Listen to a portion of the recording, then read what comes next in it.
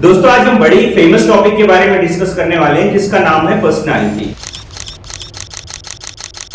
आप लोगों ने पर्सनालिटी के बारे में कई बार सुना होगा, समझा होगा, जाना होगा और कई बार पर्सनालिटी डेवलपमेंट के कोर्सेज भी किए होंगे। फिर भी मैं दावे के साथ में ये कह सकता हूँ 90% लोगों को नहीं पता कि व्हाट इज द पर्सनालिटी। अब हम यह बात करेंगे कि हमें जानना जरूरी क्यों है कि पर्सनालिटी क्या होती है। दोस्तों पर्सनालिटी का हिंदी मीनिंग होता है व्यक्तित्व, और व्यक्तित्व मनुष्य के जीवन का बहुत अहम हिस्सा होता है और यह हमारे जीवन के लिए उतना ही आवश्यक होता है जितना कि एक मछली का जीवन जीने के लिए पानी। हम अपने व्यक्तित्व को जाने बगैर जीवन जी रहे हैं, अर्थात हम एक ऐसी गाड़ी की सवारी कर रहे हैं जिसका ना तो हमें स्पीड का पता, ना माइलेज का पता, ना ब्रेक का पता, बस चले जा रहे हैं। दुनिया में जितने भी महान लोग हुए हैं और जितने भी लोग अपने जीवन में सफल हुए हैं वो उनके व्यक्तित्व के कारण।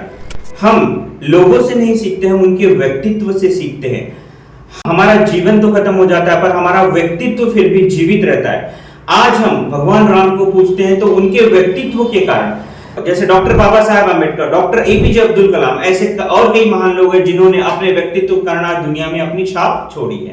दोस्तों अब हम बात करेंगे कि पर्सनालिटी क्या होती है। जैसा कि हमने पहले डिस्कस किया कि पर्सनालिटी का हिंदी मीनिंग होता है व्यक्तित्व। यदि इसे हम ब्रेक करके समझने की कोशिश करें तो व्यक्तित्व अर्थात व्यक्ति के तत्व या व्यक्ति के गुण। जैसा कि आप जानते हैं सोना सबसे ज्यादा महंगा होता है, चांदी उससे कम महंगा होता है, तांबे की कीमत उससे कम होती है और लोहे की कीमत भी उससे कम होती है। क्या जानते हैं दोस्तों आप कि ऐसा क्यों?